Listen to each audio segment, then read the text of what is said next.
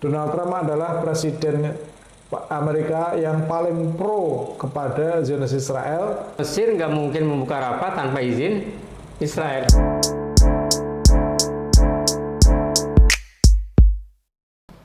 Assalamualaikum warahmatullahi wabarakatuh. Sahabat Mina semuanya, bertemu kembali dengan kami di program acara Suara Palestina. Sebuah program acara yang berbicara tentang Palestina dan dunia Islam dalam rangka kita semua menyebarluaskan pengetahuan literasi tentang perjuangan pembebasan Masjidil Aqsa dan Palestina. Masih bersama guru kita tercinta Ustadz Ali Farhansani. Kita sapa dulu. Assalamualaikum warahmatullahi wabarakatuh, Ustadz. Waalaikumsalam warahmatullahi wabarakatuh. Masya Allah. Ustadz, saya lihat ini tambah langsing nih. Kita udah kurang lebih 2 pekan nih kita libur ya. Gimana Ustadz kabarnya nih Ustadz? Ya Alhamdulillah. Saya lagi menikmati ini Mas Wid, kan biasanya dalam tausiah saya mengatakan harus bersyukur ketika lapang, ketika sedang di atas, dan sabar ketika sedang sempit atau ketika sedang sakit.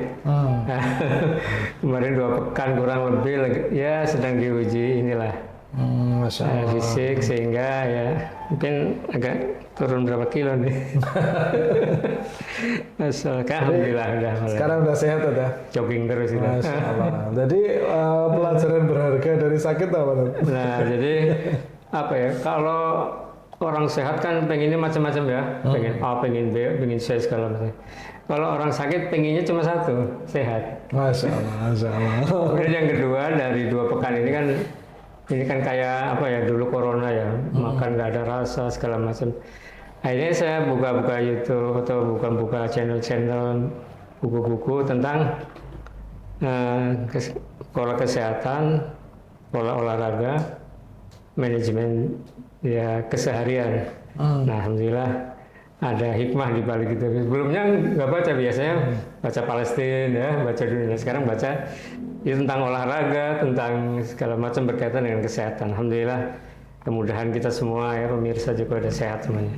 Ya, Masya Allah. Ya, sahabat Mina semuanya, silakan bergabung dengan kami program acara Suara Palestina. Kirimkan pertanyaan, kirimkan komentarnya di kolom komentar di live TikTok, dan jangan lupa tap-tap.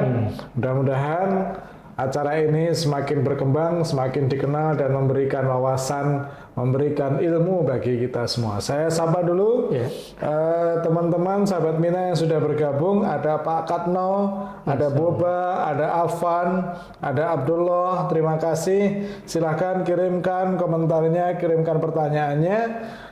Malam ini kita bicara tentang naksah. Jadi ada istilah di dalam perjuangan Palestina, ada nakbah, ada naksah.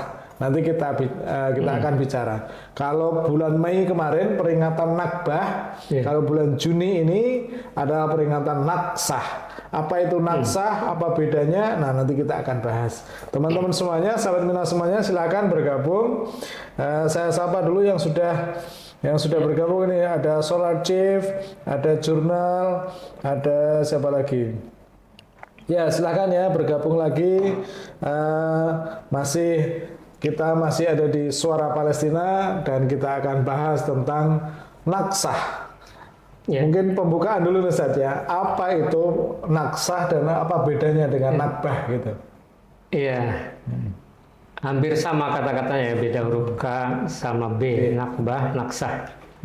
Kalau nakbah yang sebelum ke situ begini Mas Fit, orang-orang pejuang Palestina baik yang di dalam negeri Palestina maupun diaspora ya, itu selalu menjadikan tanggal-tanggal tertentu yang untuk peringatan ya. Mulai tadi nanti kita bahas nakbah, naksah, peringatan kemerdekaan, peringatan intifada misalnya, peringatan kelahiran Syekh Yasin. Jadi untuk apa? Untuk terus perjuangan itu tidak boleh berhenti dari generasi ke generasi. Narasinya itu nggak boleh lepas. Itu makna peringatan-peringatan itu bukan seremonial, tapi memang benar-benar untuk menggali lagi agar narasi perjuangan itu tidak mati ya. Nah sekarang kita ke peringatan ini. Kalau Nakbah kemarin bulan Mei ya, itu kan 15 Mei 47 ya, berawal dari 14 Mei 47 Israel mendirikan secara sepihak negara Israel di tanah jajahan. Kemudian tanggal 15 Mei-nya 48 maksud saya, 15 Mei 48 itu mengusir besar-besaran warga Palestina. Ada hampir 750.000 diusir, 500 desa dihabisi. Nah pengusiran itu dalam bahasa Arabnya itu Nakbah, jadi memang pengusiran pertama. Nah makanya ketika perang Gaza kemarin 2023 ya sampai sekarang ini udah masuk ke tahun ketiga, itu hampir sama mengambil pola Nakbah, ingin mengusir semua. Kalau dulu kan dari Palestina tepi barat katakanlah, sekarang pun orang-orang Palestina yang ada di jalur Gaza ingin diusir. Tapi hebatnya orang-orang jalur Gaza tidak mau pergi, sebab dia tahu kalau saya pergi nanti seperti tahun 48 diusir nggak bisa kembali lagi. Walaupun ada yang pergi untuk evakuasi, itu kan beda ya, karena memang sakit sudah nggak bisa diobat lagi, atau nanti pada kesempatan rapat dibuka dia masuk lagi. Nah itu Nakbah, hari pengusiran, dan sampai sekarang masih terus berlangsung Nakbah itu, pengusiran demi pengusiran masih terus. Nah yang kedua Naksah. Sebenarnya Naksah justru jauh lebih lebih mundur. Naksah itu artinya mundur justru. Kemunduran, kenapa kemunduran? Karena ini kan terjadi tanggal 5 sampai 10 Juni. Kan sekarang tanggal 7 ya, dari kemarin 5, 6, 7, 8, 9, 10. Itu perang 6 hari. Kenapa mundur? Karena sebelum 67 ini negara-negara Arab sebenarnya mulai menyatukan diri untuk membela Palestina. Dukungan Arab Saudi ya, termasuk Suriah, Yordania, Lebanon, bahkan Mesir sebagai militer terkuat Mesir ya di antara Afrika itu semuanya ingin bersatu di bawah komando Mesir. Kemudian termasuk dari Irak segala macam, Suriah ya, Al-Jazair itu ingin mengusir penjajah Zionis yang sudah bercokol sejak 48 ini kan 67. Semuanya sudah berkumpul terkoordinasi di Mesir. Nah ketika dalam keadaan itulah Prancis dengan Inggris tentunya setelah lobby Israel itu menyampaikan kalau perlu perang jangan berlanjut lah, kita damai aja gitu lah. Nah karena sudah ada sinyal dari Prancis dan Inggris, akhirnya tadi pasukan negara gabungan Arab dari berbagai negara itu bubar, artinya balik ke tempat masing-masing tanggal 3, 4. Nah begitu tanggal 3 sudah pada pulang, tanggal 5 Israel mengadakan serangan mendadak di seluruh bandara, terutama di Mesir, Yordania. Ya otomatis yang lain tidak bisa bantu lagi, karena pasti kalah. Dan betul lah sejak itulah, kenapa terjadi kemunduran? Karena sejak perang 67 itulah kemudian pendudukan Israel mengambil alih Gaza, mengambil alih sebagian semenanjung Sinai Mesir ya, sebagian dataran tinggi Golan baik yang di Yordania maupun Suriah. Jadi ini dampak kemundurannya. Dan karena Mesir ini termasuk negara yang lain tidak mau lagi, dalam tanda kutip, tidak membela lagi Palestina karena sudah dikalahkan dengan cara yang curang oleh Inggris, sehingga tahun 67 itulah disebut sebagai hari kemunduran. Maka setiap tanggal 5 sampai tanggal 10 itu diperingati sebagai hari Naksah, hari kemunduran, ketika negara-negara tetangga yang sebelumnya mau membela Palestina untuk mengusir penjajah, akhirnya semuanya berantakan sehingga mundur. Iya, sampai sekarang sampai berarti sekarang. Sampai sekarang berarti sudah 6 dekade. Nah, ya, betul, tahun 67 kan. Jadi sudah kurang lebih 60 tahun.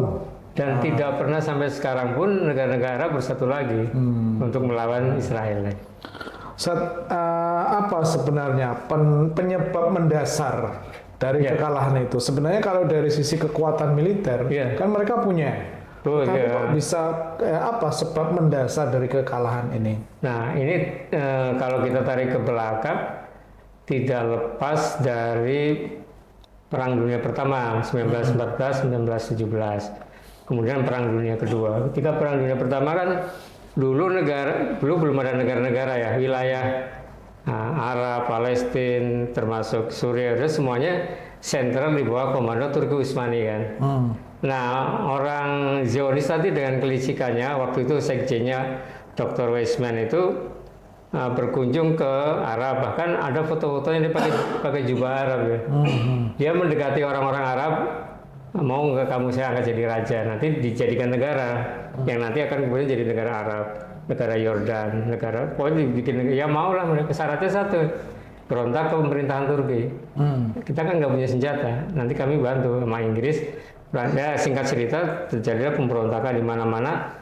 Memang Turki juga sedang lemah-lemahnya kan 1920-an sampai Turki hancur 24, kalah perang dunia. Nah, negara-negara di kawasan Timur Tengah itu dibagi-bagi dalam perjanjian Sykes-Picot itu 1915 dibagi-bagi. Akhirnya Arab diserahkan ke Raja Arabnya Hijaz, kemudian ke Ibnu Saud, Yordan ke Raja Abdullah gitu, dan masing-masing jadi negara-negara. Nah, khusus Palestina tidak dimerdekakan sebagai negara, tapi mandat Inggris. Karena mandat Inggris, kemudian Inggris menyerahkannya kepada Yahudi lewat Balfour itu kan. Nah, sampai kemudian sampai sekarang akhirnya ya dalam tanda kutip negara-negara Arab tidak terlalu berani membantu karena mereka ya dalam tanda kutip sekali lagi negara itu semacam hadiah memang udah dibagi-bagi gimana. Ya kita kan nggak enak istilahnya kalau kecuali kalau melihatnya dari perjuangan dunia Islam Palestina itu beda lagi. Nah itulah kurang lebih secara global sehingga kita tahu begitu posisinya. Belum lagi PBB 1947 itu membuat resolusi 18 resmi ini. Resolusinya resmi daripada perang ribut-ribut Palestina bagi dua. Palestina dibagi dua oleh PBB, 55% untuk Yahudi, 40% untuk Arab Palestina. Jadi yang membagi dua Palestina itu ya PBB, yang menyebabkan orang-orang Yahudi kemudian datang bergelombang ya PBB. Nah itulah kurang lebih sehingga sekarang petanya jadi lebih rumit karena negara-negara Islam tetangganya nggak bisa membantu secara apalagi secara persenjataan ya. Sementara PBB memang yang sudah membagi dua memang PBB yang di dalamnya ada Inggris, ada Prancis, ada Amerika sebagai the big five ya. Nah kurang lebih itu Mas Widya kondisinya. Ya, saya sapa dulu yang sudah bergabung. Ada Mas Farhan, ada Pak Engkos Koswara, ada Rasam Rahmat, Yusuf Al Farhan, ada Abdullah, ada Mbah Taryo, Nia, Rudi, Al Safastor, dan yang lainnya semuanya. Terima kasih sudah bergabung. Silahkan kirimkan pertanyaan dan komentarnya. Ini ada satu pertanyaan ya, Ustaz, dari Mas Gaddafi. Masya Allah. Ini nama lengkapnya berarti Muammar Gaddafi. Izin bertanya, kenapa Palestina belum merdeka? Ya. Nama Ustaz. Sebenarnya petinggi Palestina waktu Yasser Arafat ya, itu sudah memproklamasikan kemerdekaan pada 15 November 1988 di Aljazair waktu itu diumumkan, sama seperti Indonesia menyatakan kemerdekaan tanggal 17 Agustus 45 walaupun belum punya perangkat menteri, senjata nggak ada, yang penting menyatakan merdeka dulu. Nah ini Palestina juga sudah menyatakan kemerdekaan tahun 88 tuh, cuma permasalahannya belum diakui disahkan oleh PBB walaupun hampir mungkin 85% negara-negara dunia itu mengakui ya, tapi itu belum dianggap, belum disahkan. Nah anehnya ketika negara Zionis Israel berdiri tahun 48, tahun 49 langsung disahkan oleh PBB resmi. Nah ini yang tadi kalau kembali ke pertanyaan, sebenarnya sudah menyatakan kemerdekaannya tapi belum disahkan oleh PBB, dan Palestina sendiri kan di PBB sebagai observer ya, negara belum jadi anggota penuh ya, baru negara anggota atau negara apa pengamat ya, jadi belum jadi negara anggota penuh yang punya hak suara yang sama, punya kedudukan yang sama. Nah itu yang sampai sekarang problemnya belum merdeka dan berdaulat secara penuh, walaupun sudah diikrarkan oleh Yasser Arafat. Ya, satu lagi pertanyaannya, kenapa Indonesia masuk Board of Peace? Nah ini alhamdulillah kemarin ada hikmahnya ketika lagi rehat di rumah menyusun buku ini masih dummy.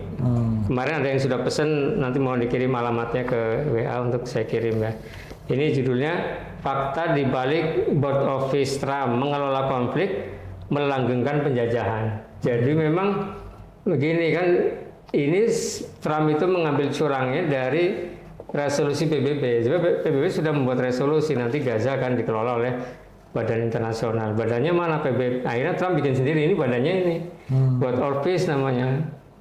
Kalau di Indonesia kan Dewan Perdamaian. walaupun prakteknya board of war ya, pernah dewan perang ya, menterinya aja menteri perang ya, bukan menteri pertahanan. Nah, dari situlah akhirnya di sini disebutkan bahwa Trump membuat organisasi internasional yang hendak mengelola Gaza, mengelola menjadi tempat pariwisata. Tapi kita mencurigainya tidak ada satupun tokoh pejuang Palestina yang masuk ke dalam board office. Jadi bahkan yang masuk itu kayak Tony Blair yang terkenal dengan yang masuk ke jajaran penjahat perang ya. Kemudian ada para pengusaha Israel dan tentunya orang-orang dekatnya beliau, menteri luar negerinya, yang kemudian menantunya Kushner dan sebagainya. Jadi artinya memang ya seperti judul ini, untuk mengelola konflik melanggengkan penjajahan. Jadi adanya board of itu untuk melanggengkan penjajahan supaya berlangsung terus. Buktinya apa?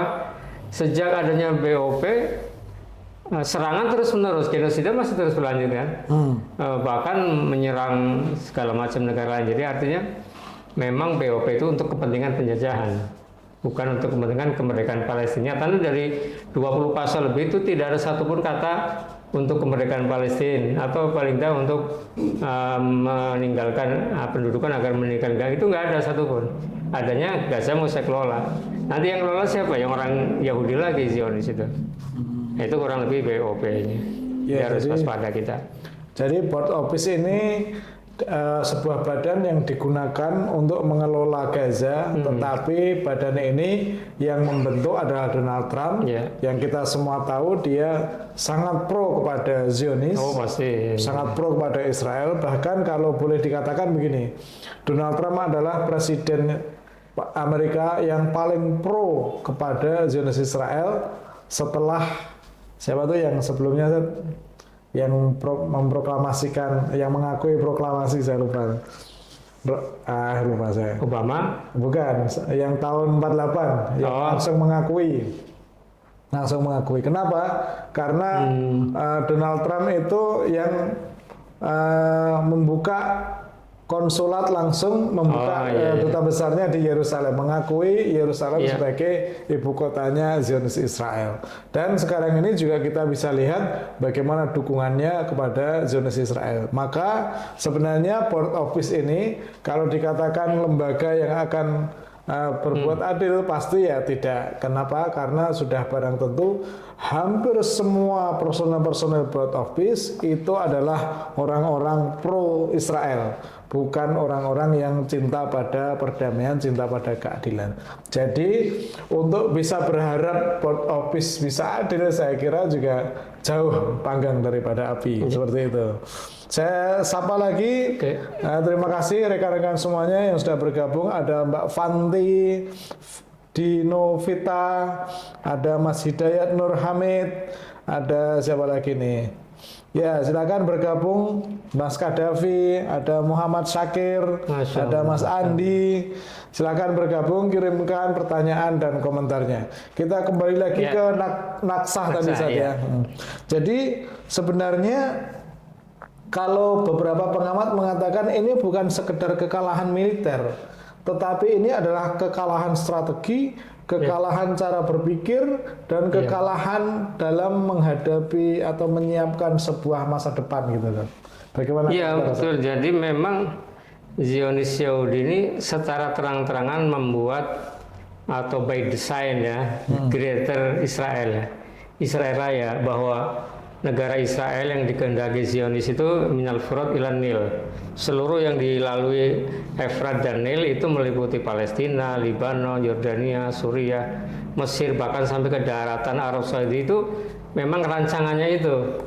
Nah, caranya pakai dua pola nih Mas Widya. Pertama dengan menyerang, makanya Libanon nggak mau tunduk, serang terus kan. Suriah dulu juga, sekarang masih sekali nyerang-nyerang.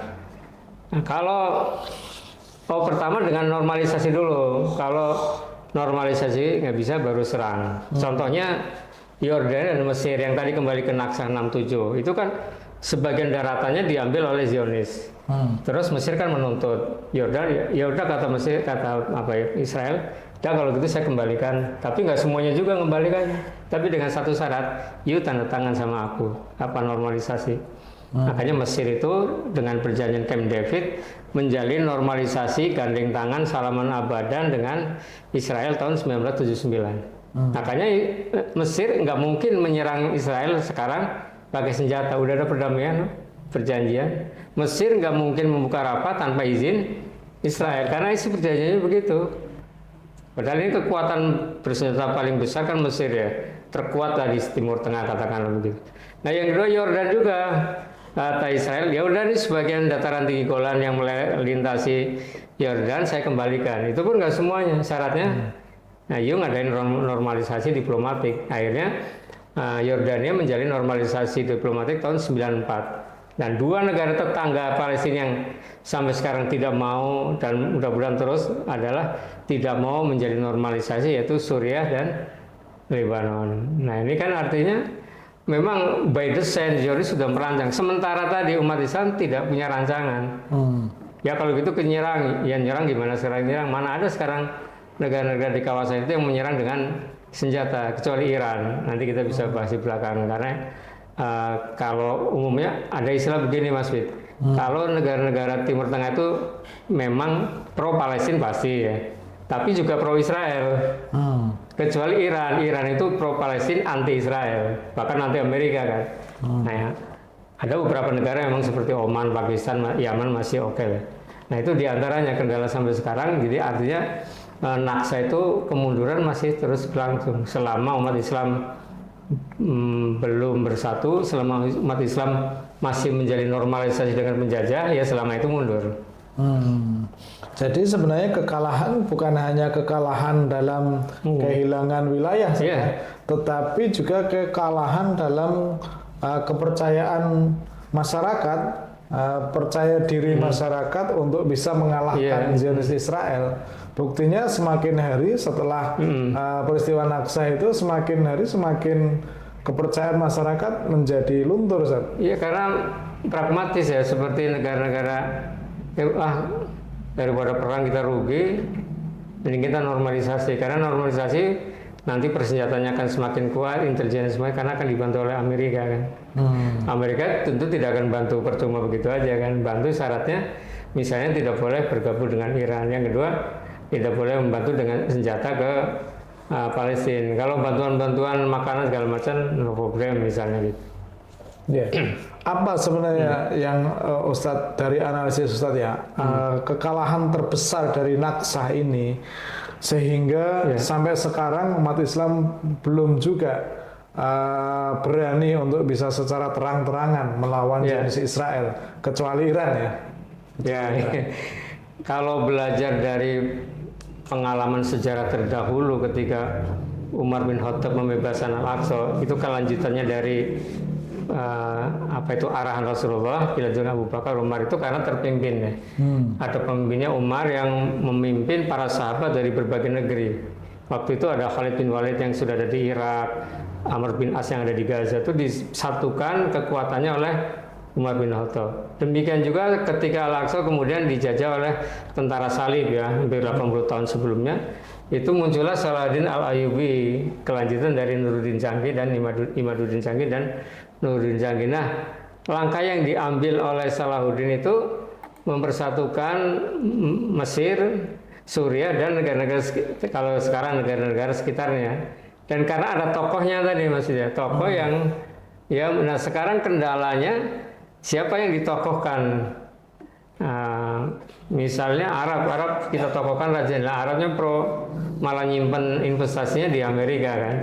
Kemudian mana lagi Oman belum punya kekuatan militer yang. Nah Mesir ya kita tahu LCC itu naik karena atas permintaan Israel sendiri, sehingga kendala terbesar sekarang itu siapa tokoh yang mesti memimpin. Sementara di Palestina sendiri kita tahu Presiden Abbas sudah hampir 80 tahun lebih umurnya, hampir 90 tahun, artinya secara pemikiran sudah jauh kalah tuh, karena udah dohirianya nggak bisa melawan pemikiran Zionis yang sudah entah generasi keberapa. Nah artinya di dalam sendiri begitu belum ada tokoh pemimpin yang mempersatukan semua faksi, sementara di negara-negara tetangga juga masih belum ada tokoh siapa yang dijadikan ikon paling tidak lah. Nah ini yang jadi kendala. Kemudian muncullah tadi yang disebut Iran. Iran mulai muncul ingin menjadi tokoh yang punya karisma dengan persenjataan segala macam. Tapi Amerika memprovokasi Timur Tengah, nanti kalau you gabung itu akan bergabung dengan Syiahnya. Jadi dari isu itunya diambil. Sehingga Iran dia seolah-olah berjuang sendirian kan untuk membela Palestina ataupun untuk paling nggak menjaga pengaruh dari Amerika Serikat. Jadi memang perebutan pengaruh luar biasa di Palestina. Ya, ada satu hal yang mungkin masih bisa kita pegang, Zat. Masih kita bisa harapkan, yaitu harapan itu sendiri. Harapan masyarakat, harapan dunia Islam, harapan bangsa Arab untuk kembali bangkit, kembali mempertahankan harga dirinya, dan kembali memperjuangkan wilayah yang selama ini dijajah oleh Zionis Israel. Nah, harapan ini yang saya kira masih terus menyala di kalangan umat Islam. Bagaimana Ustaz menyalakan dan mempertahankan harapan ini, dan kemudian umat Islam dimanapun berada bisa terus memiliki harapan, dan dari harapan itu menjadikan sebuah aksi nyata gitu. Ya, kalau belajar dari pembakaran Masjidil Aqsa 20 Agustus tahun 69, kemudian bulan September dia melahirkan organisasi kerjasama Islam ya, Konferensi Islam waktu itu. Itu sebenarnya umat Islam menaruh harapan besar terhadap OKI ya. Karena OKI itu waktu itu memang tujuan utama itu untuk membebaskan Masjidil Aqsa dan negeri-negeri Muslim. Tapi kesini itu dalam tanda kutip menjadi macan ompong. Kenapa? Karena ketika Palestina dijajah, apalagi Masya Allah Gaza digenosida, itu nggak ada aksi di lapangan dari ya pernyataan oke lah, itu juga cukup bagus lah, adanya pernyataan mengutuk, mengecam segala macam, tapi tidak ada tindakan dalam arti ayo nih negara-negara oke gabung, kita bagaimana kita bisa mengerahkan militernya, senjatanya. Kan mestinya bisa, itu kan hak negara-negara tetangga sekitarnya, tapi nyatanya ya sampai sekarang belum. Tapi kita sekali lagi harapan itu selalu ada. Misalnya tahun ini bahkan awal tuh Pakistan dengan Arab Saudi sudah mulai membuka latihan bersama. Itu artinya kan mulai muncul harapan. Bahkan sebelumnya Iran itu tahun 2025 kemarin di ujung akhir itu pernah menyampaikan semacam proposal. Ayo proposal kita bentuk Pakta Pertahanan Timur Tengah, semacam NATO-nya. Tapi lagi-lagi negara Timur Tengah itu belum bergeming karena ini kan maunya Iran, nanti kan ketuanya Iran. Padahal Iran dia siap aja ketua, silakan. Yang penting kita ada koordinasi militer kawasan Timur Tengah. Kan kita tahu OKI itu ada 50 negara kurang lebih ya. 58 itu kekuatan militernya sangat dahsyat sebenarnya. Apalagi kalau disatukan loh, Amerika, Eropa aja bisa mendirikan NATO, dulu Rusia Pakta Warsawa. Ini kenapa tidak bisa? Ya itu kan hak organisasi internasional, bisa-bisa aja kan untuk latihan, Pak, misalnya. Tapi faktanya, tapi sekali lagi kalau melihat dari harapan, menurut saya yaitu masih adalah tadi Pakistan sudah mulai. Kemudian yang terkini itu Oman juga menunjukkan kredibilitas kuat ketika dibujuk-bujuk normalisasi nggak mau. Jadi sebenarnya harapan itu masih ada, tinggal diintensifkan. Emang satu-satunya oke sih organisasi yang gabung itu terus bagaimana membicarakan ini nih militer kita segala macam supaya ya negara-negara punya bargaining yang kuat ya. Dan memang sebenarnya kuat bargainingnya kan. Harapannya sebenarnya sangat kuat negara-negara Arab itu. Masya Allah ya. Jadi sebenarnya umat Islam, bangsa Arab terutama itu sebenarnya memiliki potensi yang besar, potensi yang luar biasa. Kalau ini bisa dikoordinasikan, dimaksimalkan, maka sebenarnya untuk menghadapi Zionis Israel bukan satu hal yang sulit sebenarnya.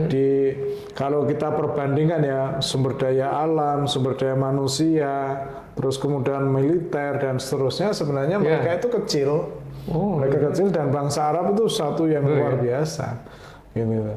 Nah, tadi memang apa ya, saya tambahkan dikit, apa ya kalau kita perlukan sekarang mungkin yang menjembatani semuanya siapa? Kalau zamannya Herzl itu kan Weizmann sekjennya, dia yang lolo kemana-mana. Nah, saya kira waktu di pertimbangan di negara-negara Timur Tengah, walaupun belum ketua, tapi mesti ada seorang atau beberapa yang dia melobi sana sini. Dan Indonesia sebenarnya punya peluang di situ. Menyadarkan, ayo kita perlunya fakta, perlu. Ya kan dimulai lah. Kalau nggak ngomong begitu kan akhirnya pada diem semua. Coba kalau datang ke sana bicaranya bukan hanya ekonomi, tapi ini bagaimana persatuan kita dalam membela Palestina secara fisik bersenjata. Nah itu kan siapa tokohnya? Mungkin dari Mina barangkali. Masya Allah ya. Dari Indonesia paling nggak ada. Ya.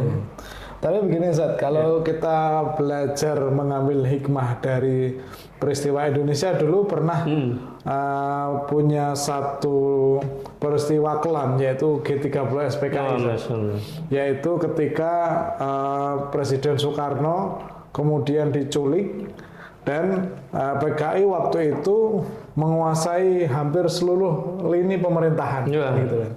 Tetapi ada satu hal yang tidak diperhitungkan oleh PKI, yang itu kemudian bisa mengambil alih pemerintahan, yaitu Pak Harto, yang waktu itu hanya menjadi ketua Kostrad atau gitu ya, ketua satu kesatuan yang itu hanya sebagai cadangan saja, yang itu tidak sama sekali tidak diperhitungkan oleh PKI.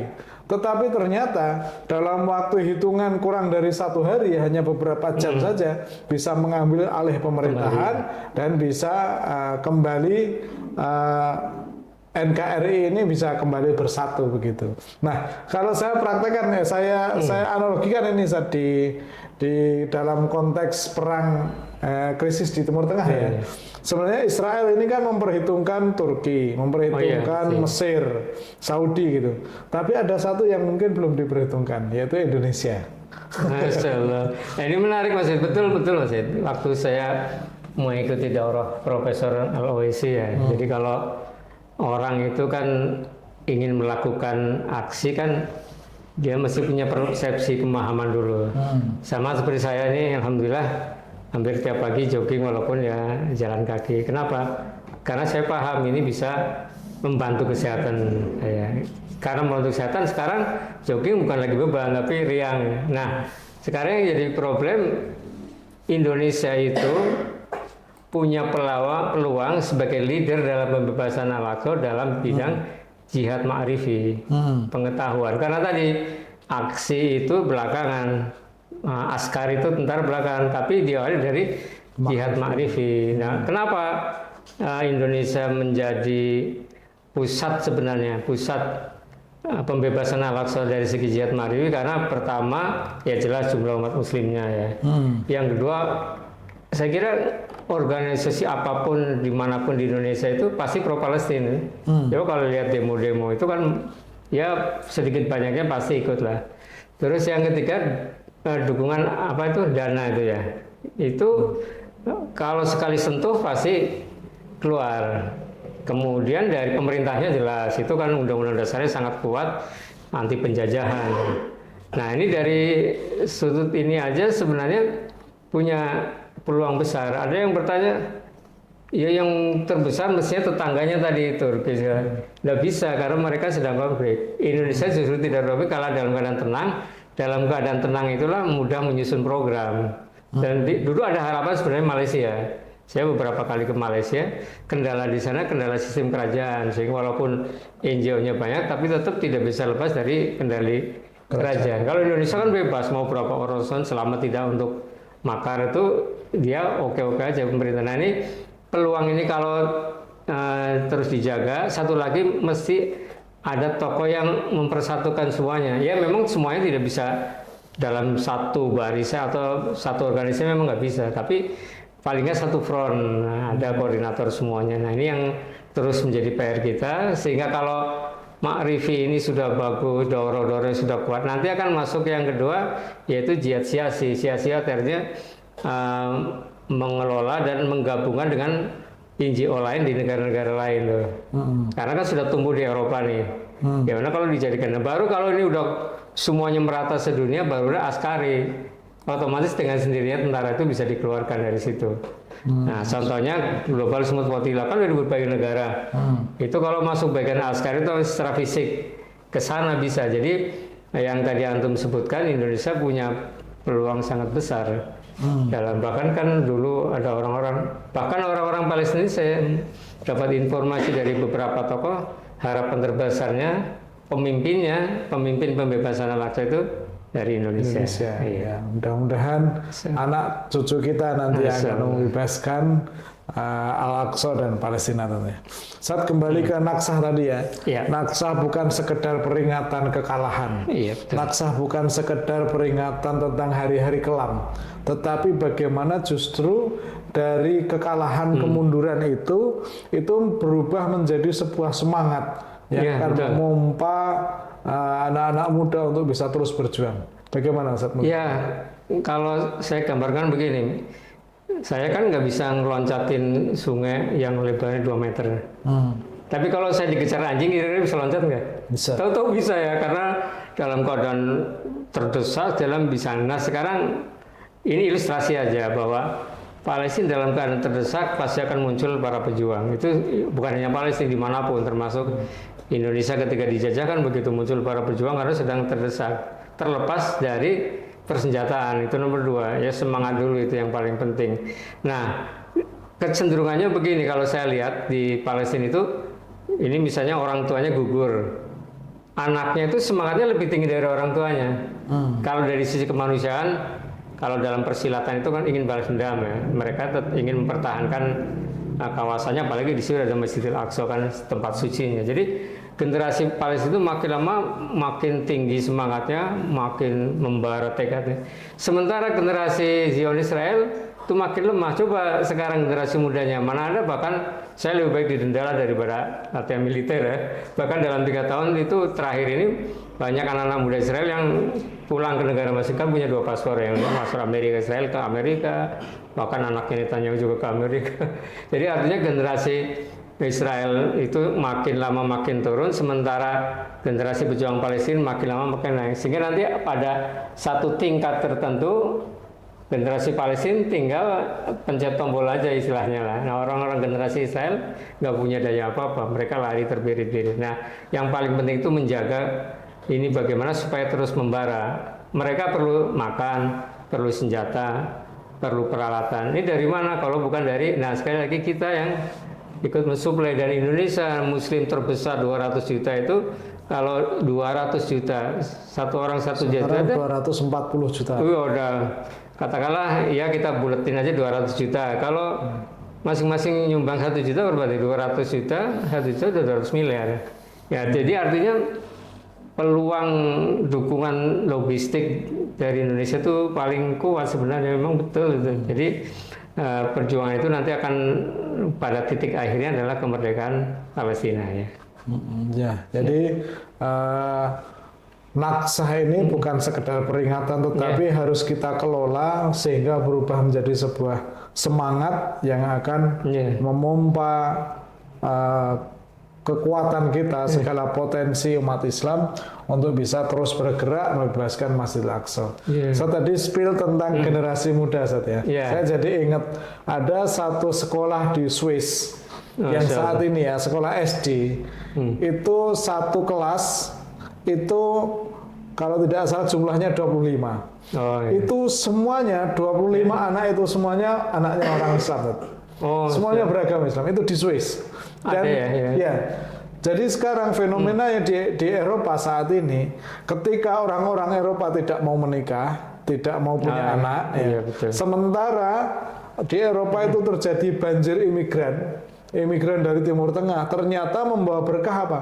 Membawa berkah orang-orang yang dari imigran itu, kemudian mereka mengadu nasib berjibaku di Eropa, dan akhirnya mereka bisa mendapatkan pekerjaan dan mendapatkan tempat, sehingga anak-anak mereka sekarang ini yang sekolah di sekolah-sekolah Eropa, sekolah-sekolah Swiss, Perancis, Inggris dan lain sebagainya. Nah, fenomena itu semakin tampak nyata ketika di London pemilihan wali kota yang menang adalah wali kota Muslim, kan? Sadiq Khan atau siapa itu? Amir Khan, pokoknya belakangnya Khan gitu ya. Sadiq Khan. Nah, yang paling terbaru adalah di New York. Di New York, Zohran Mamdani berhasil mendapatkan kursi wali kota, dan itu didukung oleh banyak pengikut-pengikutnya, baik non-muslim maupun muslim sendiri. Nah, ini sebenarnya satu tanda, kalau saya melihat tanda bahwa sebenarnya kemenangan Islam itu sedikit demi sedikit, tetapi itu akan semakin nyata. Iya. Bahwa kemenangan tidak hanya sekedar dari atas, tapi dari grassroots, dari massa di masyarakat, itu akan terus berkembang dan berkembang. Gimana Ustaz melihatnya? Iya, jadi memang ya tadi hikmahnya ya. Ketika tadi naksah tidak berarti kemunduran terus-menerus ya. Naksah itu kan dari 67 akhirnya ratusan ribu warga Palestina mengungsi kan, keluar Palestina.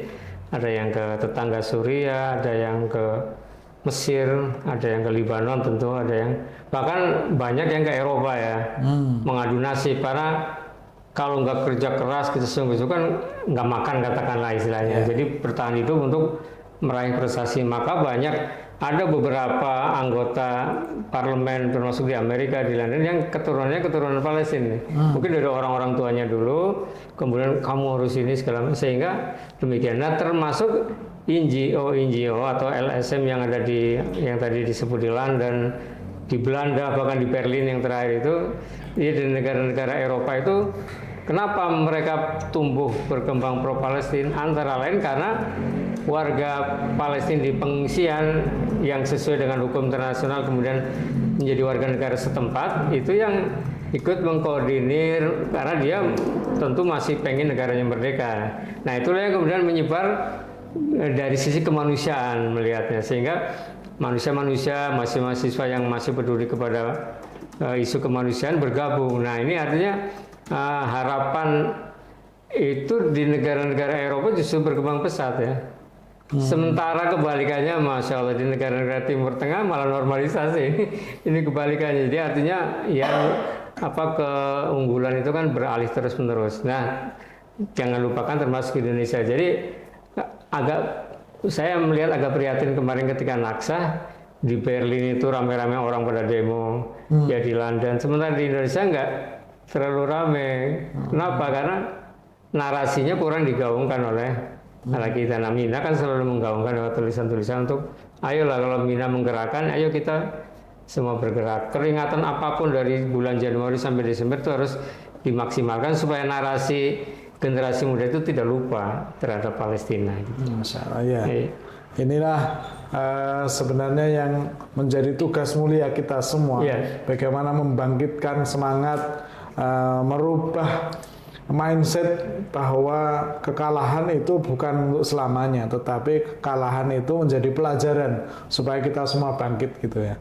Ustaz, kalau dalam teori begini Ustaz, dalam sebuah kekalahan besar itu biasanya muncul atau tumbuh benih-benih kebangkitan. Gitu ya. Kalau secara teori gitu, dalam sebuah kekalahan itu akan selalu muncul benih-benih perjuangan, benih-benih menuju kemenangan.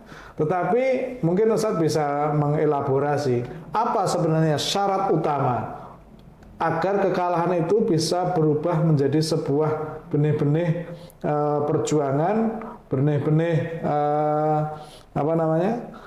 perubahan, kebangkitan sehingga bisa mendapatkan kembali kemenangan. Ya, saya kira mungkin dua hal ya. Yang pertama akidah yang terus harus dijaga ya, karena ini saya barusan nulis, sudah dipublish ya tadi ya, bahwa jihad untuk Al-Aqsa itu panggilan akidah ya.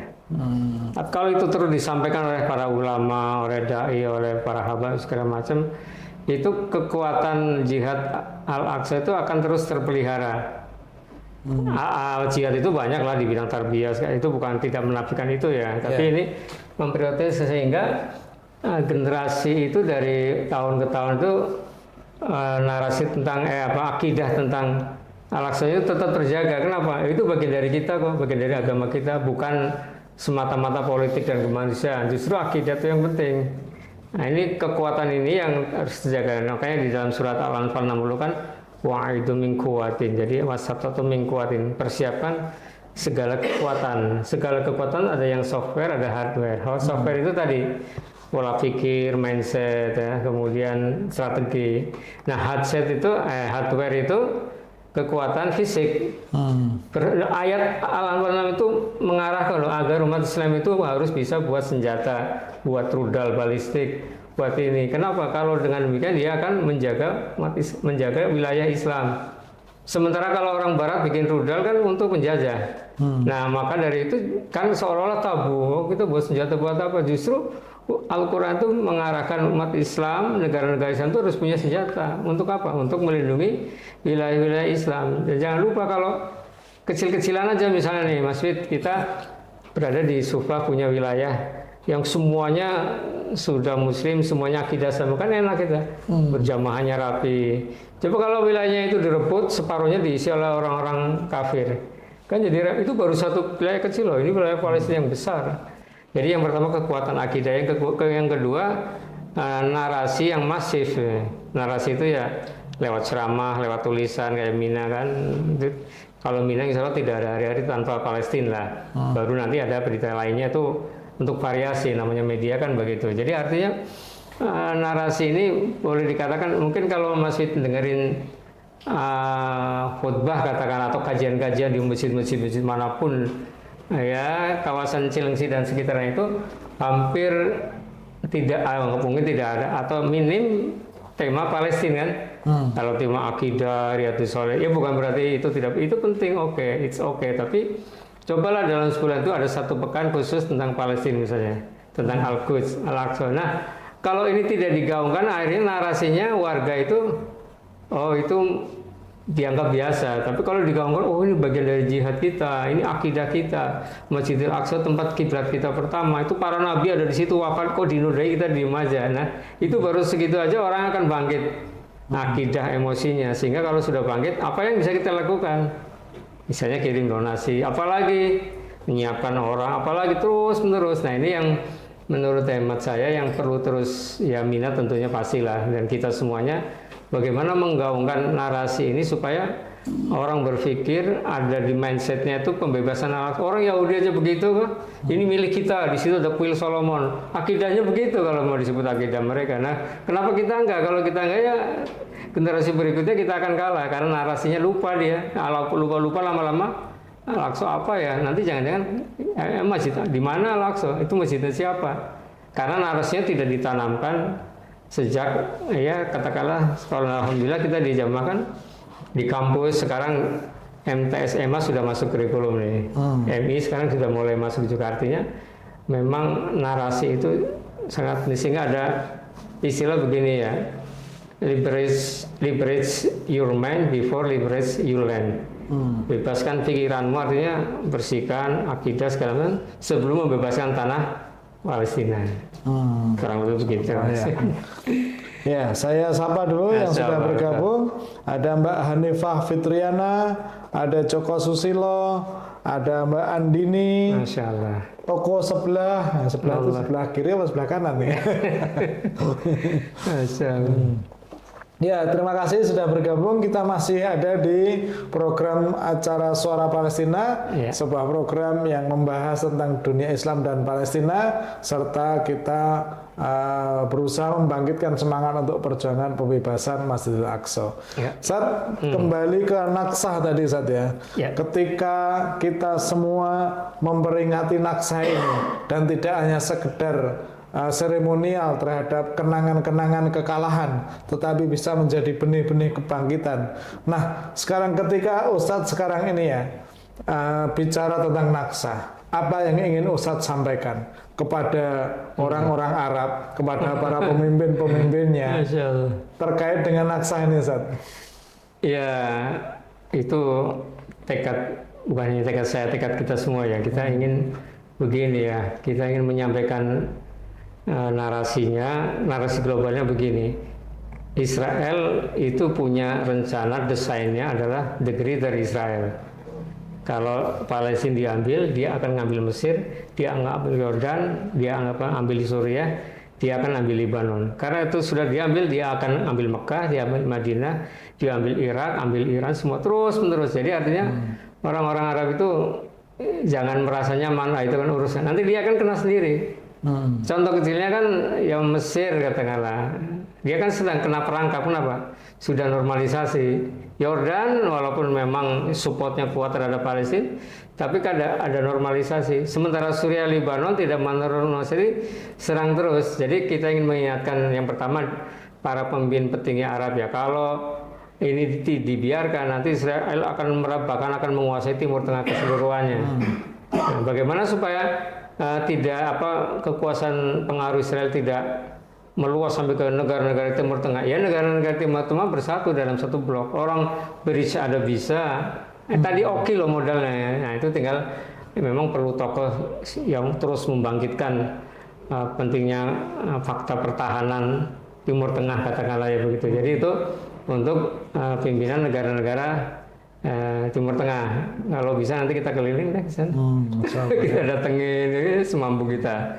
Nah, yang kedua untuk pemimpin-pemimpin di negara-negara Islam non Timur Tengah ya, misalnya di Malaysia, di Brunei, termasuk ya Indonesia, termasuk kalau itu negara-negara mayoritas penduduk termasuk Pakistan, yang perlu kita sadarkan juga bahwa kita memang tidak di pusaran Timur Tengah, tapi kita punya peluang untuk ma'rifinya, memberikan penyadaran, memberikan dukungan logistik dan dukungan segala yang bisa diperlukan untuk Palestina. Yang ketiga, gerakan masif ke negara-negara Eropa dari sisi kemanusiaan. Karena kita melihat banyak anak-anak muda Gen Z yang di Eropa, di Amerika bahkan ya, itu mereka pro Palestina dari sisi kemanusiaan. Nah, kita bisa masuk ke situ. Tentunya tidak dengan memasukkan akidah karena mereka non muslim sebagian besar. Nah, dari sisi kemanusiaan saya kira perlu NGO-NGO di Indonesia, Aqsa Working Group, yang lainnya terus menjalin koordinasi dengan NGO-NGO yang di Eropa, sebab mereka sudah punya modal. Mereka punya modal biaya cukup tinggi, punya modal, bahkan yang global semut Watila yang ke Gaza kemarin mungkin hampir 80% orang Eropa kan.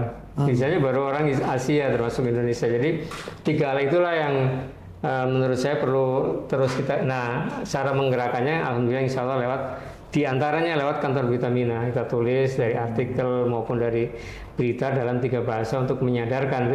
Harapannya tulisan-tulisannya bisa dibaca oleh mereka dalam bahasa Arab, kemudian oleh Eropa yang dalam bahasa Inggris, yang Indonesia dalam bahasa Indonesia. Kurang lebih itu 3 bagian yang terus kita kembangkan ke sana. Sedikit Ustaz, nyinggung tentang BOP ini. Kira-kira terkait dengan Indonesia yang bergabung di BOP ini merupakan naksah apa nakbah?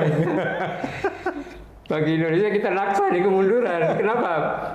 Saya melihat ini bukan like and dislike ya, suka nggak suka dengan presidennya. Saya melihat Bung Karno coba belum punya senjata, baru lahir ya, baru merdeka, tapi tahun 62 pernah menyatakan Indonesia selama Israel masih kurang lebih yang menduduki tanah Palestina, selama itu pula Indonesia berdiri menantang Israel, bukan menantang. Bahkan ketika ada kegiatan-kegiatan apapun, baik Presiden Soekarno maupun Bung Hatta tidak pernah satu kali pun menerima orang-orang Israel. Nah, sementara ke sini kan itu bahkan pernah diungkapkan oleh pejabat pemerintah, banyak orang-orang Israel yang berada di Indonesia kan alasan bisnis kan. Ya. Ketika tahun berapa tuh ya, ketika kita menolak tim Israel ke Indonesia ya, itu kan ngomongnya kan olahraga. Kalau kita menerima dia sebagai kontingen, dia kan delegasi ofisial dari negara yang bersangkutan. Berarti kita mengakui negara yang bersangkutan. Apalagi kalau sampai mengatakan Israel harus dijamin keamanannya. Lah itu penjajah kok dijamin keamanannya. Yang dijamin keamanan itu Palestina. Israel harus diusir. Konstitusinya jelas kok dalam pembukaan Undang-Undang Dasar 45. Penjajahan di muka bumi harus dihapuskan karena tidak sesuai dengan peri kemanusiaan dan peri. Nah, kalau arah kebijakannya bertentangan dengan itu, bahkan justru masuk ke BOP yang di situ dirancang oleh pendukung utama penjajahan yang tentunya untuk kepentingan penjajahan, yaitu ya kalau menurut saya naksa kemunduran dibanding dengan perjuangan para pendahulu kita terdahulu. Jadi yang kita bahas sekarang atau yang poin untuk bisa memulai peringatan Naksa ini menjadi sebuah kebangkitan, Ustaz. Kita mulai dari bagaimana menanamkan kesadaran, menumbuhkan semangat agar kita semua umat Islam, lebih khusus generasi muda, itu bisa terus membicarakan tentang perjuangan, sehingga dari kesadaran-kesadaran itu akan muncul sebuah aksi nyata, gitu Ustaz ya? Iya, betul. Nah, Ustaz, terakhir nih Ustaz, karena sudah mendekati terasa ya, bagaimana kiatnya atau bagaimana strategi kita agar kita tidak mundur lagi, karena kita semua tahu bahwa dalam perjuangan itu ya sama kayak keimanan ya, kadang semangat, kadang kita lemah. Bagaimana agar perjuangan ini tetap konsisten, tidak mundur lagi, tidak kalah lagi gitu, Ustaz. Ya, tadi yang pertama tentang narasi itu udah ya, akidah, narasi. Yang kedua membentuk komunitas. Jadi artinya sama seperti tadi akidah, misalnya kalau saya berkumpul dengan orang-orang yang rajin ke masjid, ya kita kan terbawa ya, terlepas dari terpaksa enggak. Tapi kalau kita bergaul dengan orang yang sukanya bermain, ya kita ikut bermain ya.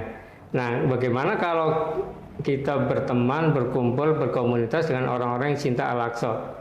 Isinya perjuangan, walaupun mungkin secara fisikly tidak bertemu tiap hari, tapi kan dari grup-grupnya mengarah ke saya kira itu yang bisa juga kita maksimalkan, bagaimana membuat komunitas yang menjaga cinta terhadap Al-Aqsa. Yang kedua, bagaimana membuat kegiatan-kegiatan yang menunjukkan cinta Al-Aqsa ya. Mulai dari daurah, kayak kurikulum di sekolah-sekolah, podcast-podcast seperti ini. Kemudian ya saling bersilaturahim, berkunjung ke NGO-NGO yang lain. Karena Al-Aqsa itu termasuk simbol persatuan umat Islam. Kalau saya bicara fikih, Mas Widi NU kunut, saya Muhammadiyah nggak kunut, dia nggak akan selesai-selesai. Akhirnya ya udah toleransi. Tapi kalau bicara Al-Aqsa, apapun organisasinya, siapapun pemimpinnya, ya pasti dukung Palestina. Nah ini artinya ada poin besar yang sama, yaitu modal dasar kita itu mempersatukan umat lewat isu Palestina. Sebab itu akan masuk pasti lewat organisasi manapun. Jadi mulai dari akidah, narasi, komunitas, berbagai kegiatan, dan yang terakhir itu tidak sporadis kegiatannya, terstruktur gitulah, istilahnya apa tuh? Sistematis, terstruktur, TSM. Iya. Terstruktur, sistematis, masif. Nah itu yang terstruktur itu artinya kalau demo-demo ya itu oke, itu kan perlu juga show off ya. Jadi tapi kalau demo-demo ditanya, saya pernah nanya, Palestina ada di negara, ada di benua mana? Ada yang di benua Afrika, benua Arab. Dari sisi aja narasinya kurang. Jadi yang perlu kita tekankan, narasinya harus dikuatkan lagi dengan daurah-daurah, dengan buku-buku seperti ini, atau dengan podcast, sehingga mereka yang bergerak di lapangan itu ada isinya, tidak sporadis. Jadi kalau iman tuh dia terus ajak, bahkan meningkat. Sama seperti kita belajar kan, harus kita ibadah kan harus, kalau sholat biasa, tapi kalau mengetahui maknanya kan meningkat. Istiqomah, sholat itu bukan beban tapi kecintaan. Sama seperti perjuangan, berjuang apapun untuk Al-Aqsa itu bukan beban tapi kesenangan. Ini yang saya harapkan, seperti para sahabat mengharapkan syahid di jalan Allah. Kita belum syahid di lapangan, baru dari narasi. Kalau di lapangan berang ke sana, berperang di jalan Allah. Tapi ini bagian dari berjihad di jalan Allah. Insya Allah saya kira itu yang. Ya, jadi sahabat Mina semuanya, kita malam ini membicarakan tentang naksah, tentang kemunduran dan kekalahan, tetapi yang kita harapkan adalah bukan sekedar kita membicarakan saja, tetapi muncul benih-benih kebangkitan, kita tumbuh semangat untuk berjuang, kita galang bersama-sama dukungan, kita bentuk komunitas yang saling menguatkan, sehingga perjuangan ini akan terus sedikit demi sedikit berubah menjadi besar dan menjadi sebuah gerakan, sehingga akan terjadi aksi nyata dalam usaha perjuangan pembebasan Masjidil Aqsa. Kalau kita lakukan hari ini, kita mengajak teman-teman kita, mengajak saudara kita, mudah-mudahan dunia Islam kita semua bisa bersatu dan bisa membebaskan Masjidil Aqsa dengan segenap potensi yang ada pada diri umat Islam. Kita semua punya potensi, kita semua punya sumber daya yang bisa dimanfaatkan, dan masing-masing kita memiliki peran. Sekecil apapun itu akan sangat mulia, sangat berharga di sisi Allah, dan mudah-mudahan kita menjadi bagian orang-orang yang berada dalam barisan perjuangan pembebasan Masjidil Aqsa. Sekian dari saya. Terima kasih teman-teman semuanya sudah bergabung, sahabat Mina semuanya. Ada Mas Saiful, ada Abdullah, ada Mupahid, ada Mas Triyono. Terima kasih. Kita akan bertemu lagi di pekan mendatang, masih di acara yang sama, Suara Palestina. Sekian dari saya. Kita pamit. Assalamualaikum warahmatullahi wabarakatuh.